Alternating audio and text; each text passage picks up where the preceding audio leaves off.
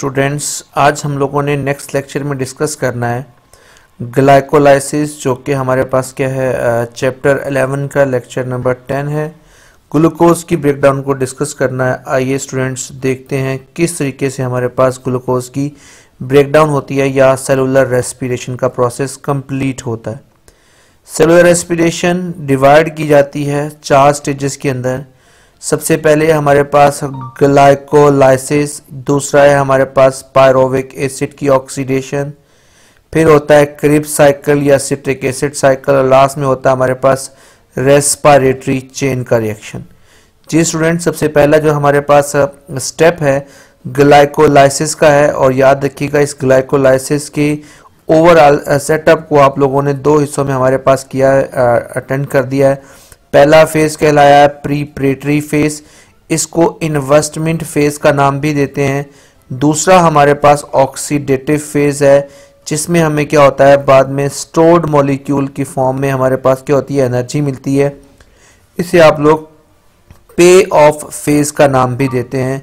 तो स्टूडेंट आप लोगों ने याद रखना है कि आपके पास क्या है जी ग्लाइकोलाइसिस क्या है। आप कह सकते हैं हमारे पास glycolysis is the breakdown of glucose up to formation of pyruvic acid, यानी ग्लूकोज को यहाँ तक तोड़ना कि वो टूट कर क्या बना दे पायरोवेट के मॉलिक्यूल या पायरोविक एसिड बना दे। तो हम कह रहे थे हमारे पास क्या है ये ग्लाइकोलाइसिस है। Glycolysis can takes place both in absence of oxygen, यानी ये प्रोसेस ऑक्सीजन की मौजूदगी और गैर मौजूदगी दोनों के अंदर ही होता है, or in the presence of oxygen. तो एंड प्रोडक्ट हमारे पास क्या होता है पायरोविक एसिड ही बनता है। Breakdown of glucose takes place in series of step और कैटालाइज की जाती है बाय अ स्पेशल एंजाइम्स, यानी इसका मतलब ये है कि ये सारे स्टेप 1, स्टेप 2, स्टेप 3, स्टेप 4, 5 ये सारे अंडर द कंट्रोल ऑफ क्या होते हैं स्पेसिफिक एंजाइम और को एंजाइम्स के होते हैं, जो कि सेल के साइटोप्लाज्म या साइटोसोल में मौजूद होते हैं। एक कोएंजाइम एटीपी और coenzyme NAD nicotinamide adenine dinucleotide एक कोएंजाइम है जो बहुत ज़्यादा एसेंशियल है इस पूरे प्रोसेस के लिए। तो हमारे पास क्या है ओवरऑल जो हमारे पास क्रिब्स साइकिल है वो 2 फेजेस में डिवाइड किया गया है। पहला है प्रीपरेटरी फेज, जिसे इन्वेस्टमेंट फेज का नाम दिया जाता है, और दूसरा है हमारे पास ऑक्सीडेटिव फेज, जिसे कहा जाता है हमारे पास पे ऑफ फेज। इसमें हमारे पास क्या जी preparatory phase breakdown of glucose occur and energy is expend, यानी इसमें क्या होता है ये एनर्जी के मॉलिक्यूल इस्तेमाल हो रहे हैं दोनों जगह पर, तो हम कहते हैं हमारे पास एनर्जी के एक्सपेंडेड हो रही है या एक्सपेंडिचर्स हो रहे हैं, खर्च हो रही है, तो हम कहते हैं इन्वेस्टमेंट हो रही है। इन द ऑक्सीडेटिव फेज क्या होती है यहाँ पर देखिएगा आप मॉलिक्यूल्स एनर्जी के बन रहे हैं, तो हम कहते हैं हमारे पास क्या है जी ऑक्सीडेटिव फेज में हमारे पास क्या होता है energy form and energy is stored. तो हमारे पास सबसे पहला फेज हमारे पास कौन सा स्टूडेंट्स प्रीपरेटरी फेज है।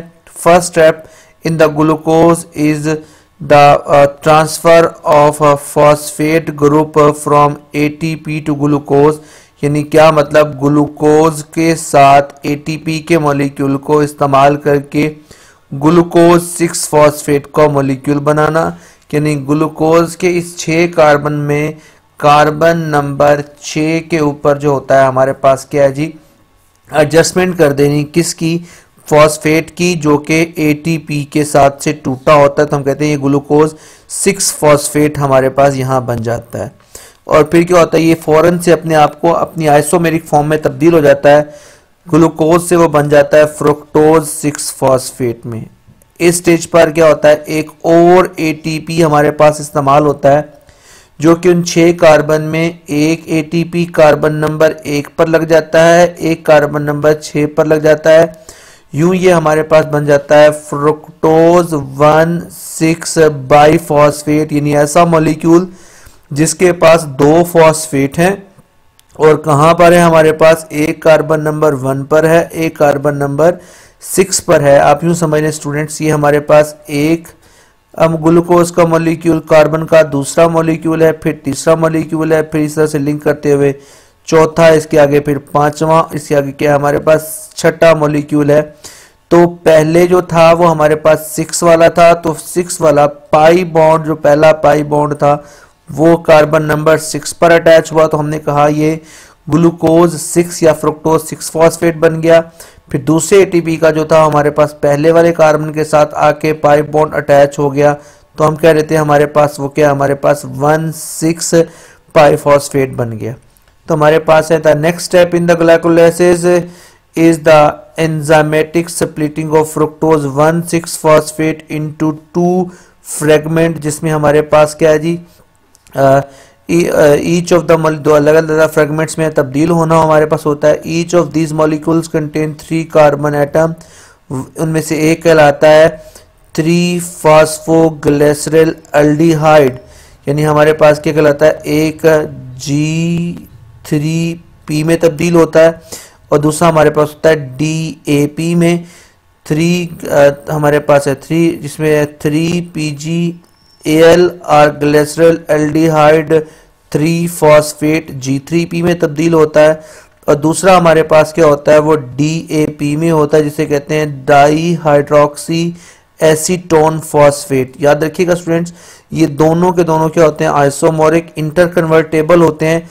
तो यानी इसका मतलब ये है कि DAP बने या G3P बने, इन दोनों का रिएक्शन जो है वो इंटरकन्वर्टेबल होता है, यानी दोनों एक ही जैसे एंजाइम्स के ज़रिए असर रिएक्शन में से गुजरते हैं और एक ही जैसे प्रोडक्ट्स को पैदा करते हैं। इसके बाद स्टार्ट हो जाती है आपके पास कौन सी, ऑक्सीडेटिव फेज, जिसमें से हमारे पास क्या होता है, 2 ATP के मॉलिक्यूल इन्वेस्ट करके हम लोग क्या करते हैं, 4 ATP के मॉलिक्यूल हासिल करते हैं। 2 ये वाले रहे और 2 हमारे पास ये ATP के मॉलिक्यूल बने, कुल 4 ATP के मॉलिक्यूल बनते हैं। तो स्टूडेंट याद रखिएगा कि हमारे पास DAP हो या G3P हो, दोनों सूरतों में हमारे पास रिएक्शन एक ही जैसे एंजाइम्स के जरिए कंट्रोल एक ही जैसा प्रोडक्ट बनेगा। तो हम देखते हैं हमारे पास क्या हो जाती है, ऑक्सीडेटिव या पे ऑफ फेज में क्या होता है। The next step in the glycolysis is crucial to this process. 2 electrons or hydrogen atom are removed from the molecule of कहाँ से, G3P से, या हमारे पास क्या था 3PgL से, क्या होता है ट्रांसफर होते हैं किसके अंदर, NAD के अंदर, और क्या बना देते हैं, NAD को क्या करते हैं फौरन से तब्दील कर देते हैं NADH के अंदर, और वो DAP या G3P का मॉलिक्यूल बन जाता है 1,3 बाइफॉस्फोग्लिसरेट में तब्दील हो जाता है। यानी किस में तब्दील हो जाते हैं वो, 1,3 बाइफॉस्फोग्लिसरेट, जिसे कहते हैं BPG में कन्वर्ट हो जाते हैं। BPG में कन्वर्ट होने की सूरत में क्या होता है, साथ में NADH का मॉलिक्यूल भी रिलीज होता है। अब फिर क्या होता है, वहां पर दोबारा से एक ADP का मॉलिक्यूल यूटिलाइज होकर क्या करता है, उसको BPG को कन्वर्ट कर देता है 3PG में। तो उसके लिए क्या होता है, हमारे पास क्या है, मजीद इसकी ऑक्सीडेशन होगी। तो कहता है the oxidation of PgL is a energy yielding process. जाहिर बात है यहाँ पर हमें एनर्जी मिलेगी, इसलिए हम कहते हैं हमारे पास क्या है जी, एनर्जी की पैदावार यील्ड करने का प्रोसेस है।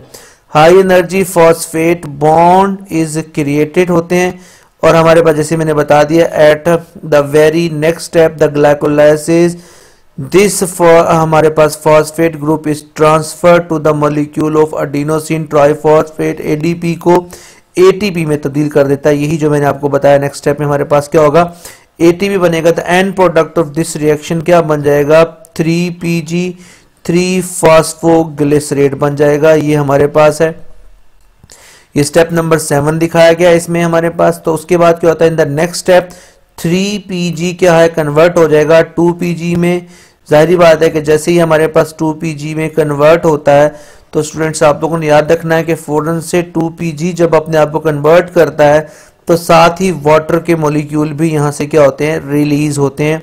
तो 2 phosphoglycerate from 2PG molecule of water is removed. वहां से क्या होता है, 2PG के अंदर से वाटर मॉलिक्यूल रिलीज होता है, जिससे वो हमारे पास क्या बन जाता है, PEP फॉस्फोफिनोल पायरोवेट बन जाता है, PEP। और फिर वहां से क्या होता है, PEP फिर दोबारा से अपने अंदर ADP से दोबारा ATP के मॉलिक्यूल में सेकेंड मॉलिक्यूल ऑफ ATP बनता है।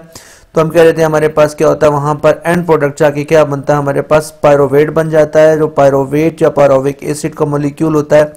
ये हमारे पास फाइनल प्रोडक्ट होता है ग्लाइकोलाइसिस का। ये हमारे पास क्या है, समझ लें कि अगर ये रिएक्शन अलग अलग होता है तो ये 2 के बजाय हमारे पास क्या होते हैं, 4 हमारे पास एटीपी बनते हैं। 4 में से एटीपी 2 दोबारा से इस्तेमाल हो जाते हैं, तो जो नेट यील्ड आता है वो हमारे पास कितने आते हैं, 2 एटीपी ही आते हैं। ऑब्जेक्टिव में अक्सर आ जाता है हमारे पास कि कितने एटीपी मॉलिक्यूल्स बनाते हैं इसके अंदर। तो स्टूडेंट ये सारे के सारे स्टेप बाय स्टेप प्रोसेस लिखा हुआ है।